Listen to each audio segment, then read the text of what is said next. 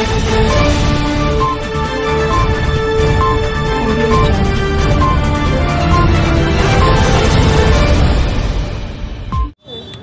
আমরা উপস্থিত হয়েছি উত্তর দিনাজপুর জেলার গোয়ালপুকুর ব্লকের গোয়াগাঁও বাজারে, যেখানে এসইউসিআই কমিউনিস্ট দলের পক্ষ থেকে একটি বিক্ষোভ এবং প্রতিবাদ মিছিল চলছে।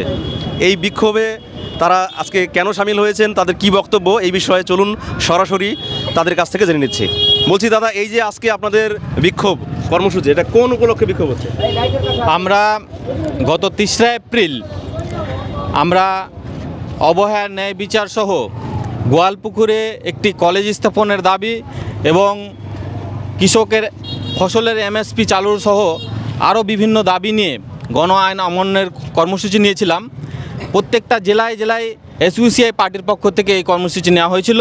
আমরা গত ৩ তারিখে এই কর্মসূচি 2টোর সময় সুষ্ঠুভাবে সফল হয় এবং রায়গঞ্জ শহরের আইসি আমাদের বলে আপনারা আইন অমান্য করেছেন, আপনাদের গ্রেপ্তার করা হলো এবং পরবর্তীতে ছেড়ে দেওয়া হলো। আচ্ছা।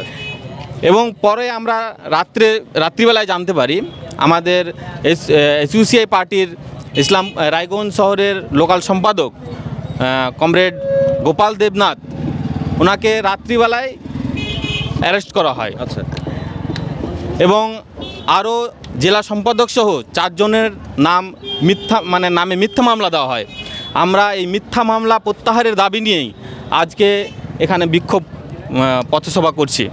এবং আপনারা শুনেছেন গত পরশুদিন আচ্ছা আমাদের রাজ্যের 25,700 প্লাস প্রায় 26,000 প্রায় শিক্ষকদের বাতিল করা হয়েছে। আচ্ছা।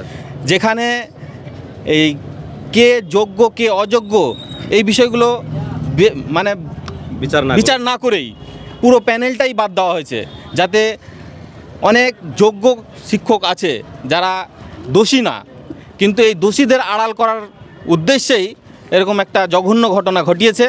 আমরা এরও প্রতিবাদ জানাচ্ছি। এই যে 26,000 শিক্ষক বাতিলের যে ঘটনাটা রায় দেওয়া হলো সুপ্রিম কোর্টের পক্ষ থেকে, আপনি কি মনে করেন এর পেছনে রাজ্য সরকারের কোনো দায়িত্ব বা দায়িত্বজ্ঞানহীনতা রয়েছে? অবশ্যই এখানে রাজ্য সরকারের দায়িত্বজ্ঞানহীনতার আছে। নইলে দীর্ঘদিন ধরে এরাই টাকা নিয়ে, এদের নেতা মন্ত্রীরা টাকা নিয়ে এরকমভাবে যাদেরকে চাকরি দেওয়া হয়েছিল তারা তো জানে কারা চাকরি ভুয়া। আচ্ছা। তো তাদেরকে বের না করে পুরো প্যানেলটা বাদ দিয়ে দেওয়ার উদ্দেশ্য কি? বাস্তবে এর সাথে আরেকটা চক্রান্ত আমি মনে করি যুক্ত হয়ে আছে। সেটা যে এই যে শিক্ষার দায়ভার, এই শিক্ষার দায়ভার কিন্তু এই সরকারগুলো নিতে চাইছে না। আমরা দেখেছি 8,207টি primary upper primary school already বন্ধ করার সিদ্ধান্ত নিয়েছে এবং স্কুলগুলিতে পড়াশোনা হচ্ছে না ঠিকঠাক। যেটা বলতে চাইছেন, এই যে 8,000-এর মতো স্কুল যেটা বাতিল করার চক্রান্ত করেছে সরকার, আপনি বলছেন, এবং সেই সরকারের যে একটা ইচ্ছা, সেই ইচ্ছার উপরে কি এই শিক্ষক বাতিলের প্রক্রিয়াটা একটা এগিয়ে দিল? সেটাই আমি মনে করি যে এটার সাথে একটা যোগ রয়েছে। নইলে এই যে আমরা দেখতে পাচ্ছি যে এতদিন ধরে এত শিক্ষক নিয়োগ, শিক্ষক প্রয়োজন, অথচ শিক্ষক নিয়োগ হচ্ছে না। তারা কোনো প্রকারে যেন তেন প্রকারে স্কুলগুলিকে মার্জ করে নিয়ে প্রাইভেট কোম্পানির হাতে তুলে দিতে চাইছে। এটা তাদের চক্রান্ত। এই সবকিছুর পেছনে একটা বড় চক্রান্ত আছে।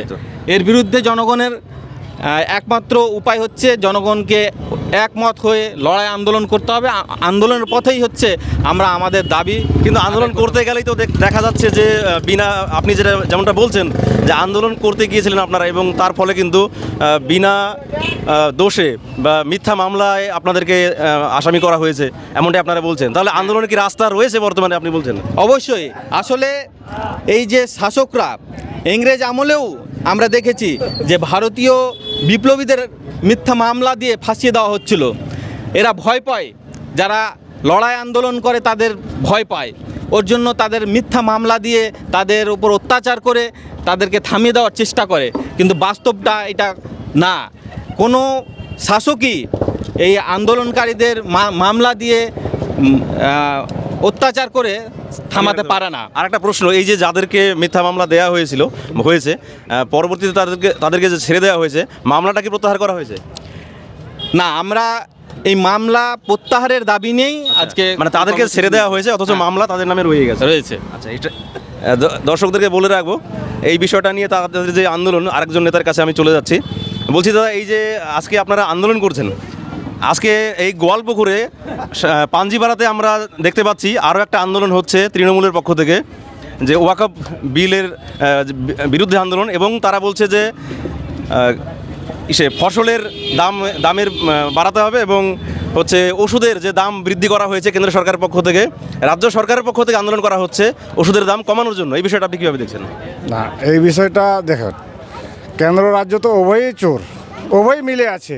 আজকে যদি মিলে না থাকতো তাহলেও কেন্দ্র বা রাজ্য দুজনের মধ্যে কেউ না কেউ আর্জি করে বিষয়টাতে বিচারটা দিত। কিন্তু কেন্দ্রের সিবিআই, কেন্দ্র সরকার, আমি বলছি ওষুধের দাম কমানোর জন্য যে রাজ্য সরকারের পক্ষ থেকে, তৃণমূলের পক্ষ থেকে আন্দোলন করা হচ্ছে ওষুধের দাম কমানোর জন্য।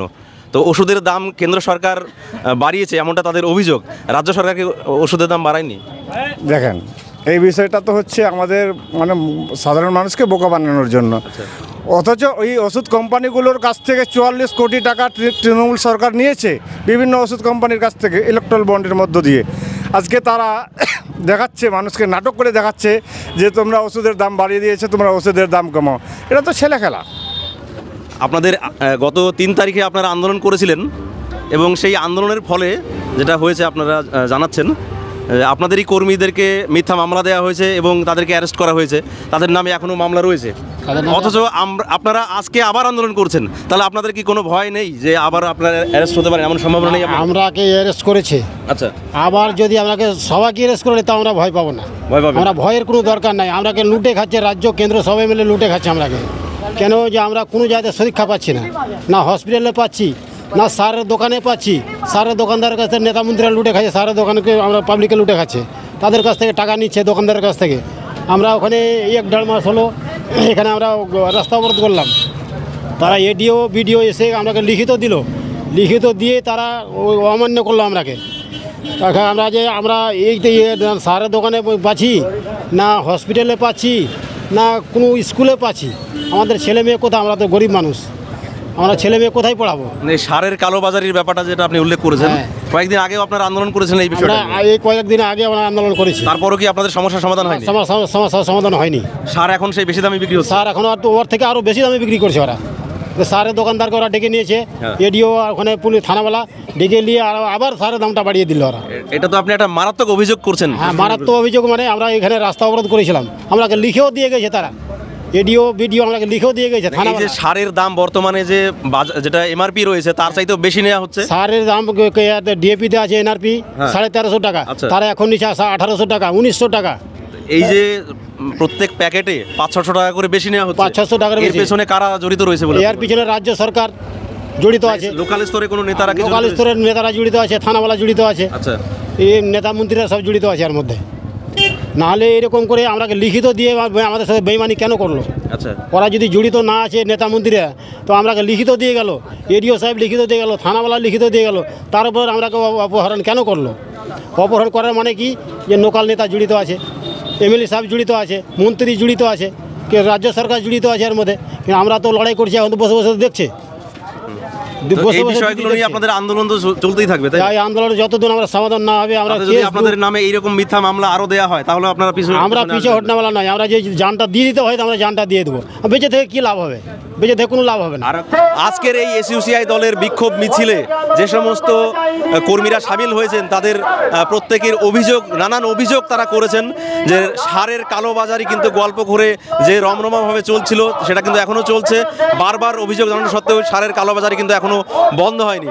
এবং গত পরশুদিন 3 তারিখে রায়গঞ্জে তাদের কর্মীদের নামে যে মিথ্যা মামলা দেওয়া হয়েছে, কর্মীদেরকে পরবর্তীকালে চাপে পড়ে বা যেভাবেই হোক প্রশাসনের থানার পক্ষ থেকে ছেড়ে দেওয়া হলেও তাদের নামে সেই মিথ্যা মামলা কিন্তু এখনও রয়েছে, এমনটাই কিন্তু তাদের অভিযোগ রয়েছে।